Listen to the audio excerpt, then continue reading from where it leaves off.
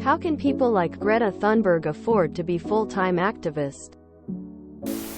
She has stated in a recent interview that she gets the normal payments for being a student in the Swedish system. Interview here. It's with Russell Howard, so it's very fun.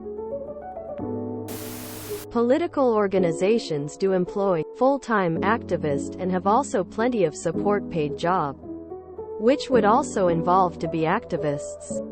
This is also why donation to political parties and worker union are tax deducible. While it's fair to say the family was well off when Greta's activism began and funded her earliest activities, she's not getting rich now that she's famous. She's putting all of the money she receives from awards and book sales into her nonprofit foundation, which is required to use that money for charitable purposes. She does not charge for any of her speaking engagements, contrary to internet rumors. Generally, the answer is either wealthy family or support from activist organization and/or donations. A Swedish entrepreneur named Ingmar Renshag propped her up and has been helping to finance her worldwide activism. It helps bring donations into his climate change organization. One hand washes the other. In general, a lot of full-time activists get their money from either being personally well off financially or having financially well-off parents. A lot of these people actually live very frugal lives. It's amazing how cheaply you can live if you don't have many possessions or indulge in a lot of consumer purchasing. There's also the possibility of having a steady income via investments, royalties, or property. If you have even a reasonable amount of personal investment, it can provide a fairly modest lifestyle, which again is more than adequate if you live very frugally. Other activists work for a nonprofit organization, or even a profitable one, and receive stipends, income, or paid expenses for working for the company. A number of fairly large charity organizations will cover a lot of your expenses if you work on their projects, Peace Corps being a prime example. While most employees of such organizations don't pay or schedule you to be a public image, if you're already famous for activism, they may do so to keep the media presence on. Some activists receive grants, either private or government, to act towards causes. These grants can be fairly large and cover a lot of expenses from travel, lodging, food, and even to things like clothing and healthcare. Indeed, as long as the grant allows for it, the funds can be spent on just about anything. Although whoever provided the grant may withdraw it or investigate for fraudulent expenditures if you stray from the approved expenses. I know the MacArthur Genius Grant is an unlimited grant in terms of what the prize can be spent on, and it's not uncommon to see such broad stipulations from private organizations. In Greta's specific case, I couldn't say, but from looking over a few articles and responses, it seems she has a mix of the above, a not altogether uncommon answer for the very visible and popular activists. Note: living frugally is meant as a very general statement. It's meant to condemn anyone or challenge any lifestyle. It's meant as a simple statement that some activists spend very little money, basically spending only on essentials: food, clothing, travel, and very basic residence. A lot of meals at the homes of fellow organization members. Lunches donated by friendly businesses, for tax write-offs to be sure, and the like make food budgets much smaller. Travel expenses can often be tax deducted or even covered by the specific organization when going to and from protest sites, capitals to lobby, or even corporate sites for donation meetings. And a lot of nations outside the US have very low travel expenses.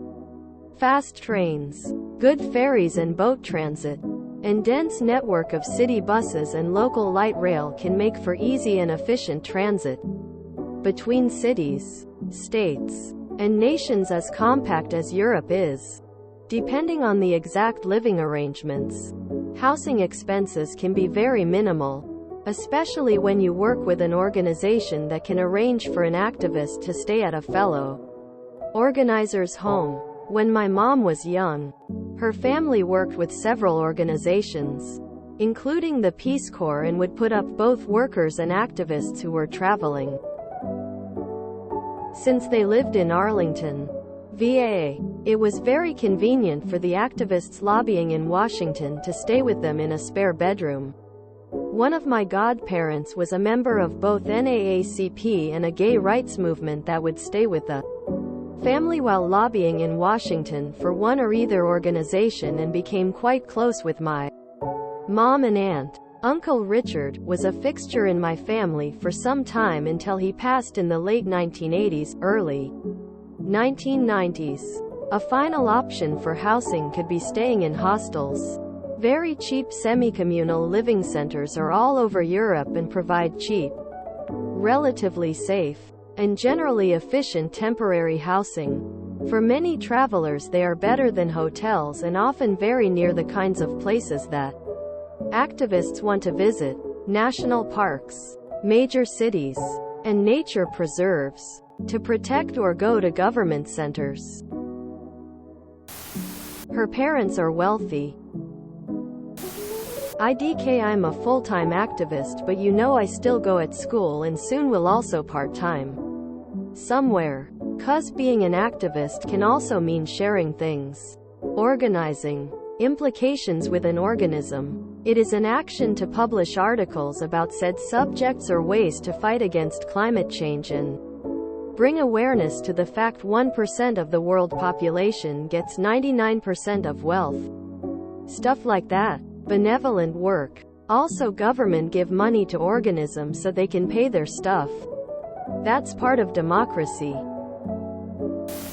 Influencers are generally funded privately and/or they get royalties and incentives for things like public speaking, endorsements, social media, and books. She has a rich family. The tone in this thread is so weird. Are we all suddenly fans of big oil and totally down for climate change? First of all, remember that she is still a student. Her parents take care of her. Secondly, in her evil, social democratic country, healthcare and schooling are free. Minimum wage affords even more than the basic necessities. They also don't need a trust fund to find decent housing. Imagine that. Her parents are rich and famous, that helps. How does anyone young do anything? Their parents pay for it. Every time you see next level videos of some kid shredding it on guitar. Same thing. By not eating avocado toast, of course. It's worth mentioning that activists generally don't lead consumerist lives either. So they don't need to afford a car note, insurance payments, toys and gadgets to play with, expensive kitchen gear, etc. All they really need money for is food, a roof over their heads, hygienic products, access to the internet and a smartphone. That's really it.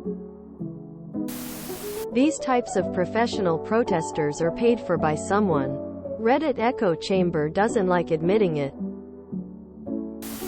If getting arrested for a photo op isn't white privilege, I don't know what is.